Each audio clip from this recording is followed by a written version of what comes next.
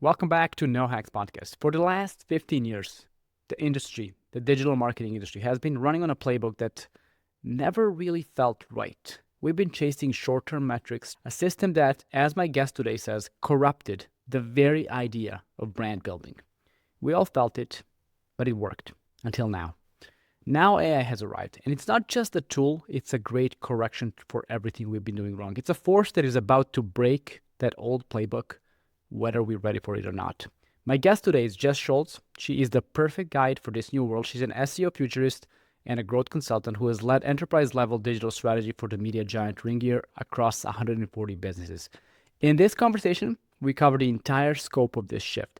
We start with the catalyst, the new internet user, the AI agent. I've been testing them, she's been testing them, and we compared our notes on how and why they fail on the messy websites we built. This is by far my favorite topic right now. And then we talk about the great temptation, the wrong path most of us took, and Jes has a wonderful masterpiece of a rant on why tech pros spamming Reddit to influence AI will see it backfire and destroy their brands. And then finally, we talk about the right path, what you actually need to do. This is not about hacks. This is no hacks. It's about returning to fundamentals. It's about entity optimization and, as Jes says, relearning the one skill AI cannot replace, the ability to think. This is a conversation about our entire industry's next move, so let's get into it.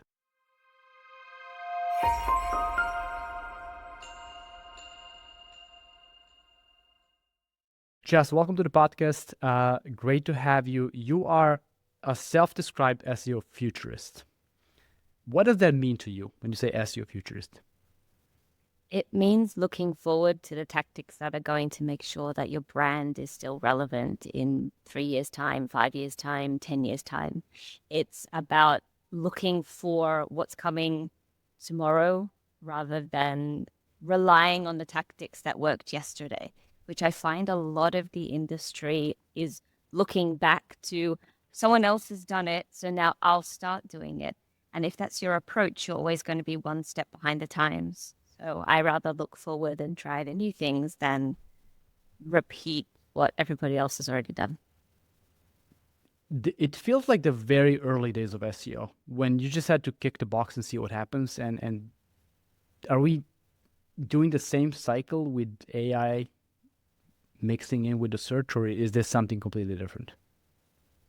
I think the level of strategy is a little bit different because we're dealing with something more complex than what we were dealing with the SEO algorithms back when you could put a keyword in a keyword tag and then you immediately shot to number one of the SERPs. But the principles are the same. It's still, we don't have this confirmed concrete playbook and we're trying to figure out, well, what does this look like?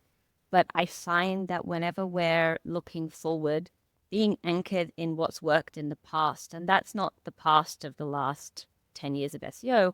That's the past of since madmen invented marketing back in the 1930s. There's this commonality, a common thread that never changes, and that is a strong brand and how you're representing that brand online. And now how we're representing that brand through the minds of these machines, it's still got that core essence of marketing to it.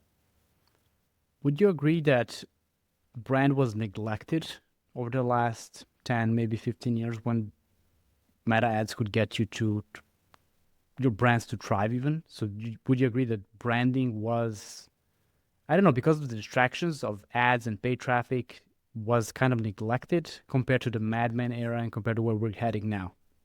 I wouldn't say neglected. I would say corrupted. Cool. It's something That's even worse. Well, previously brand is something you had to invest in and you had to grow, and everybody understood that took time and commitment and consistency. And so we would invest in brand and be measuring it on a yearly basis or maybe a 6-month basis.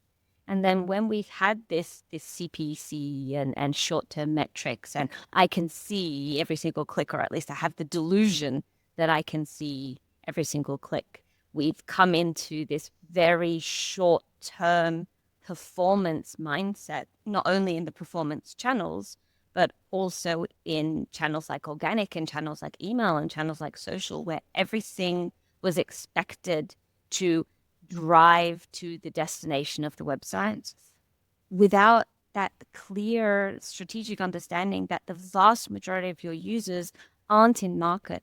And if I'm not in market, I don't really want to come to your website. That doesn't mean that you can ignore me and not reach me, because everybody will eventually come into market. And if you hadn't had those consistent brand touch points, then you're going to struggle to have that brand salience for that customer when they're ready to buy. And then you have to buy it. And this is the rise of CPC. So short-term metrics corrupted the brand, a version of that. Do you think getting the brands to think in terms of metrics that cannot be tracked as maybe not accurately, but as detailed in a way that's as detailed as the CPC and the short-term metrics, do you think it will be difficult for brands moving forward to go back to that reality of we cannot track it anymore? I think it's going to be uncomfortable because there's many marketers who have never had that experience. Especially the younger ones have always had everything measurable, everything trackable. They're looking for every 24 hours, I need my data from those 24 hours. And there are some things that you do need to measure in the short term. Don't get me wrong, like short-term metrics can be valuable, but there needs to be a balance of, the long and the short of it. Paper written, 15 years ago, still highly relevant today. Right. Of it is, yes, you have short-term performance, you have your campaigning, you can measure that. That's good, but it needs to be balanced to this long-term brand building, market coverage, revenue generation metrics. What you said there, that there's generations of marketers who have never tried it any other way, is something that hasn't crossed my mind, but that's going to be very exciting and very interesting to see that transition to we don't know, and we have to be realistic with not knowing. I mean, we didn't know before because are meta metrics accurate? Is what they're telling us accurate? I mean, there was just a news story yesterday that their 10% of their ad revenue is the scam ads, and they know it. They knowingly let that happen. So I think going from corrupted and broken metrics to not really having metrics, it's not a bad thing. You have metrics, but it's not as something detailed. that Yep. it won't be handed to you on a silver platter of Yep. Google Analytics. You need to work for your metrics. You need to do the focus groups. You need to get the market data. You need to understand and have agreement how you're measuring that and make sure that those measurements are meaningful. And we did get spoiled for a long time. And so it's easy to see how we slid into this focus on the short term because Google Analytics or Adobe back in the day did hand it to you and say, here is everything you want to know about your website. And that made us focus on the website. But a brand is so much more than a website. And this led to this separation of here is the SEO team working on the website or the CPC team driving traffic to the website.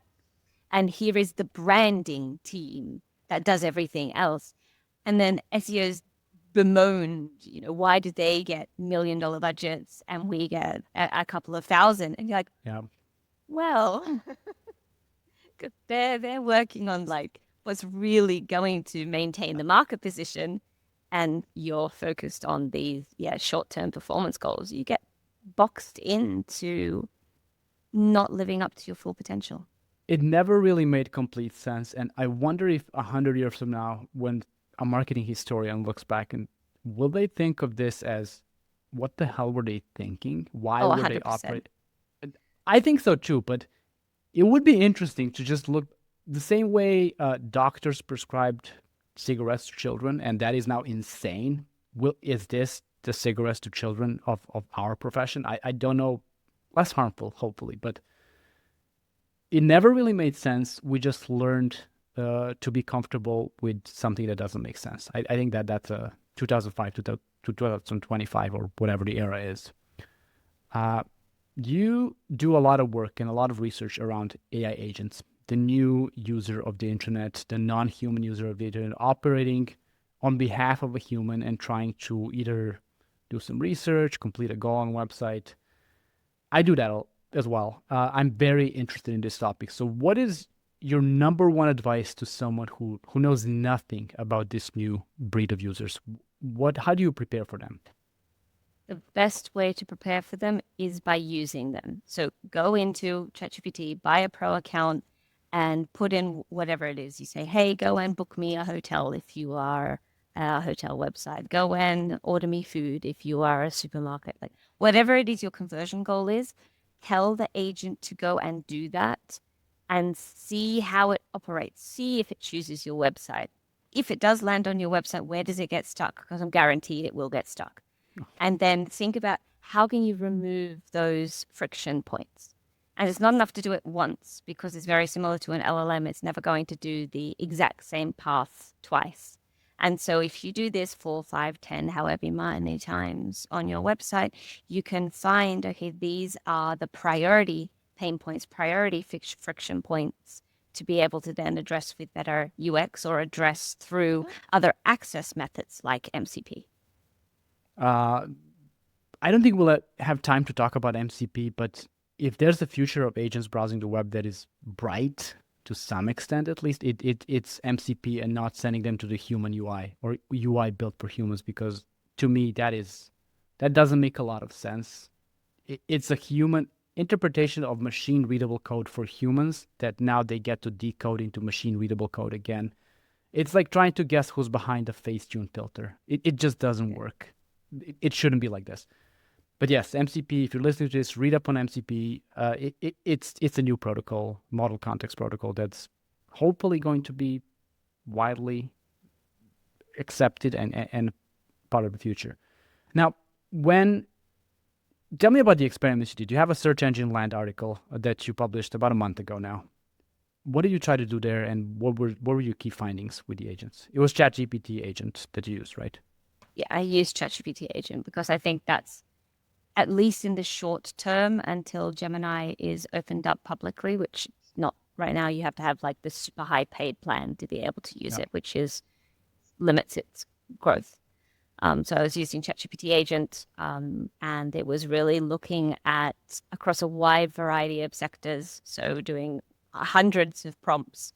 Where did they get stuck?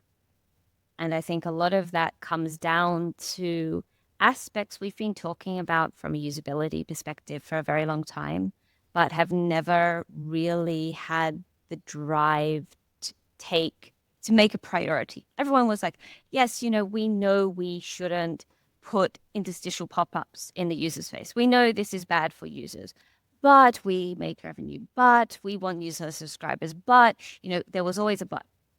And now, yes, you can put that interstitial up. The agent is not going to fill it in. The agent is going to immediately abandon the site. While a human would be like, oh, annoying, and maybe they close or maybe they abandon. An agent will not tolerate an interstitial unless it's a legal one, like a cookie banner. Right. And so these factors of user experience where previously people would be like, oh, but we can get the human to do this. Now there is no human in that loop.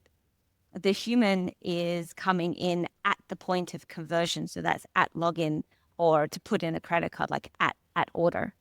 And everything up to that point, a human's not going to see. So I think this will actually make websites better, because all of these things you did to manipulate the humans, a bot doesn't tolerate that because they have thousands of choices and they know it. They're not loyal to your website the same way a human would push through. Every I know it's wrong but tactic that has been used in the past is just not going to work. I mean, even if the goal, we don't know, number one, we don't know what the goal of the agent is, because that's between the user, the human user, and the agent. It could be go specifically to that website and buy something. It could be research this product and buy it from wherever. We will never be able to know this. So it's a discoverability and then conversion. Those are two separate things that the agent has to do. But even if it wants to buy from you specifically, if it fails because your buttons are not labeled as buttons, you use a span tag with some cosmetic tailwind classes to make it look like a button, it may figure it out. Like 3 times out of 10 it might, but 7 times out of 10 it will not. And that is the beautiful mess of having an LLM make decisions based on a messy website. So if your website is not accessible, I guess that's my point, and you're making it accessible because of bots and you didn't because of humans, shame on you, but glad you're finally doing it. That is the only way to look at it. Right. So some things that you found is that 46% of the times, and you did 100 plus tests with ChatGPT. I did 10, and it took 30 minutes to do 10 tests. They're slow. That's another thing. They're super slow. 46% of the time, it went straight to the reading mode, which means there's nothing visual. There's no CSS. There's no JavaScript. Semantic HTML is now a thing again. It should have never not been a thing. But I know. yes, it becomes much more important. And I think what's very interesting, if you look at your website in a text-based browser, so I used links back in 1995. Of course, we didn't have Chrome, right? It was the browser. And I'm using links again, so I can see what these agents see in the vast majority of these visits when they're deciding, will I stay on this website or not? And a lot of the time, this header structure that, again, has been designed for SEO, not even designed for humans, these huge verbose, they put all of the categories in there. So there's an internal link from every page to every page. That's taking up thousands of rows of code. And the agent on a text-based browser starts at the top. And so if they're going through thousands and thousands and they're not finding what they're looking for, they do get to a point where they're like, I can't find anything relevant here. It's just an entire category tree. I will leave. And so we start thinking about real usability and how that's reflected in the code. And looking at that through a text-based browser is an exceptional way of getting a solid understanding of what can I understand when I look at this website and how much trash is in this code. Well, wasn't HTML to text or HTML to content an SEO metric, quote unquote metric, a while ago? People cared about how much text or real content you have compared to HTML. And it was always 10, 20, 30% at best, which is horrible. There's a lot of junk on the page, basically. I don't know what to say about it. First of all, the fact that we're both using ChatGPT agent to test is because it's there, it's accessible to most people. I don't think the future is ChatGPT agent. Anyone will be able to build an agent and send it to do different tasks. Already with NA10, with Lindy, with all those tools, you can build an agent and it can do whatever you want it to do. Google will have its own version, like you said, at some point. But for most people, this will be the entry point to using an agent to do something. This or the browser, the spyware browser they released, or Perplexity Comet, or those dangerous tools that most people probably should not be using with their sensitive data. Even when you install Atlas, it tells you don't log in, and if any data it is something you care about, essentially. I just don't see a way how this can work. I'll be very honest with you. I just don't see a way how, based on how they fail and based on the numbers that you shared and the test I did, I'll share some details. I picked a skincare website and I told ChatGPT agent to summarize the same product 10 times with the same prompt and ask for a JSON as response. Description, price, 5 different fields. It was wildly inconsistent, incredibly wild. 4 times it said this is a refillable packaging product. 6 times it didn't mention that. I think that's important. 1 time it said it's vegan. 9 times it didn't say that the product is vegan. Nothing made sense. And then I asked ChatGPT 5 Nano to summarize a long JSON that has fields that map to not the same keys, but the same values. To the last character, it was consistent every single time, which is why I think MCP and anything that has structured data rather than HTML and CSS and JavaScript is just going to be a better way to handle this in the future. I could talk about agents and agents failing all day because that's really what optimizing for agents is going to be a big thing. SEO, CRO, whatever it is. I think in the next few years, until we switch to MCP, optimizing websites for agent interactions is going to be a big thing. One more thing that you talk about frequently is entity optimization. And that kind of has to do with being discovered by LLMs, being discovered by AI. So can you tell me more about why entity optimization and being being authentic online is so important in this era? I think there's a few reasons. The first is that we know many of these platforms, whether that is a Google Surface, whether that is an OpenAI Surface, whether that's a Microsoft Surface, they're all using knowledge graphs.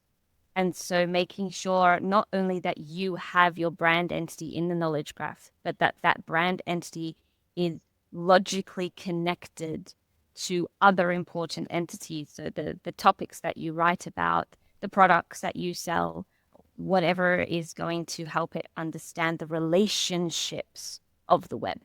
And when we think of entity, I think too often people think of them in a single silo rather than thinking about establishing those relationships.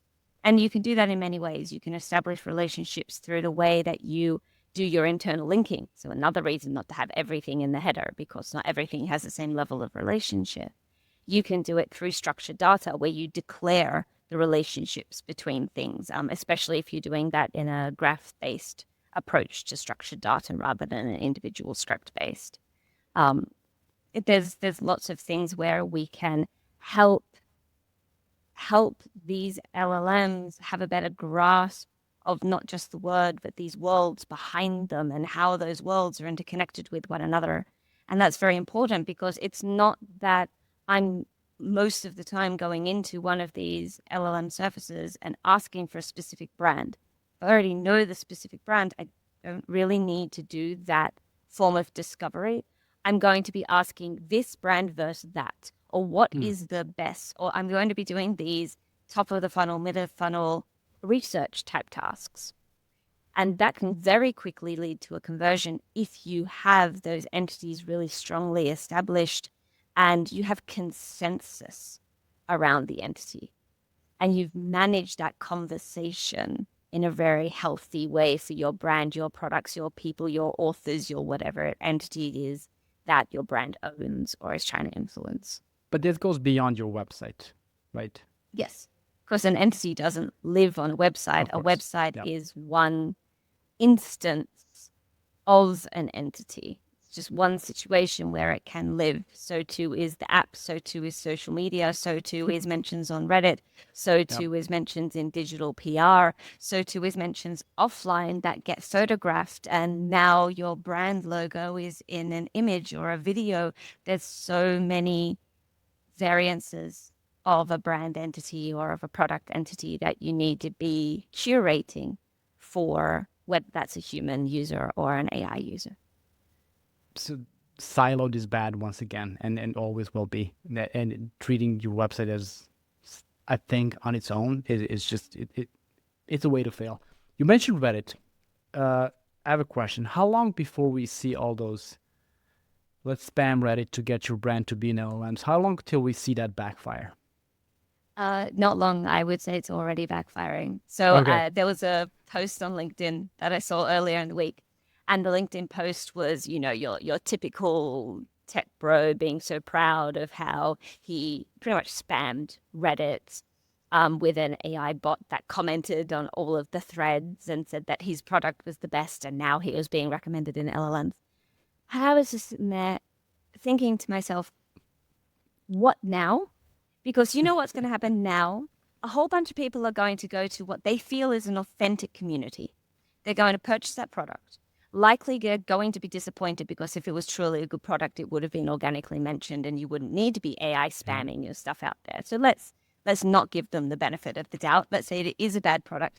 As a user, I'm going to use that product and I'm going to be upset. And do you know the first place I am going to go when I am upset? To that Reddit thread that told me to buy it, and I am going to unload in a very agitated way at scale, because this is not one person you've talked to all of Reddit, and they will gang up. And so now your influencing of the LLM a few weeks later, or however long it takes to consume a product, is going to end with a mass of negative sentiment, which you know who's going to pick that up? The LLM. And you know where you're never going to be able to wipe that out of the memory of? The LLM training data. And so you've by manipulating, you've made it worse. And we see this in human behavior. If you lie, you will be caught out. If you manipulate an LLM, you will be caught out because there is humans. There's always a human that uses the product. A robot, an algorithm, an AI, it doesn't use the thing you sell, that product, that service. So you need to understand that you need a good product, you need a good service, and there's no amount of marketing or LLM manipulation or prompt hacking or whatever you want to do that's going to get you out of making a good product or service. Jess, that rant was a masterpiece. It was beautiful. I didn't want to say a word until you were done with it, but I completely agree with it. The only thing this will help you do is fail faster. Maybe there's short-term success, a week or two of success, but then it's over forever, and your brand is never going to be seen favorably in an LLM. So if that's the goal, if you have 1,000 products you want to offload and never be in that business again, I'm not saying do it because it's still wrong, but maybe some people will do it. But if the goal is long-term success and winning online, and not just online, it's the dumbest thing to do. And there's so many people, and it's always bros. There's never a woman suggesting to do that. I don't know why, but it's always AI tech bros who discovered NA10 and they can now automate whatever they want. I'm not a fan. You're not a fan either, from what I can tell. Definitely not. But Reddit is a legitimate way to influence in a good way, in an honest way, to influence the discussion around your brand online, because that's where the real discussions are happening right now. It's not that Reddit is magic. The people are there, and that's it. Good. It's about guiding the conversations, but doing it in an authentic way. Same way we respond to customer service, either complaints or compliments. It's another customer service channel. It's another brand management channel. And it is important to be on that brand management, but we need to factor this into a larger strategy. I think it was Domino's, either Domino's or Pizza Hut. I don't remember which, but they had terrible, like appallingly bad pizza a few years ago. And the CEO stepped up and said, our pizzas are, not his words, but terrible. He used a stronger word than that. And he apologized. And he says, and we're going to change. And we're going to start using real cheese and not have our pizza dough taste like cardboard. And because he owned it, and he owned it in a public space and said, we're changing, that was a really successful campaign. And so if you've had a terrible experience, or a user's had a terrible experience, own it, apologize for it, do better, and then actually do better, because if you don't actually do better, it will come back to haunt you. It's even worse. Yeah. But it's and living don't the think truth people of are your idiots. brand. Yes, and people will figure it out. No matter what you do, people online and people in general are too smart in 2025 to be lied to. Well, most people are too smart to be lied to. I like this a lot. I like the fact that it seems like to influence LLMs, you have to ignore LLMs. And that kind of gives me hope for the future. I'm serious. I mean, how else are you going to get into an LLM other than not mess with LLMs and have it just flow into the LLMs organically from the real world? It comes back to it's always been brand, and how you're reflecting that brand either offline, where we've got much more years of experience, or online, where we lost our way. But I feel that AI is bringing us back to strong marketing science principles, because it's more complex than an algorithm. And you can manipulate an algorithm. It's both easier and more difficult to manipulate an LLM. I agree with that. I mean, you could hack an algorithm. Google, there's so many SEO hacks over the years that people come up with something, then Google patches that and it no longer works.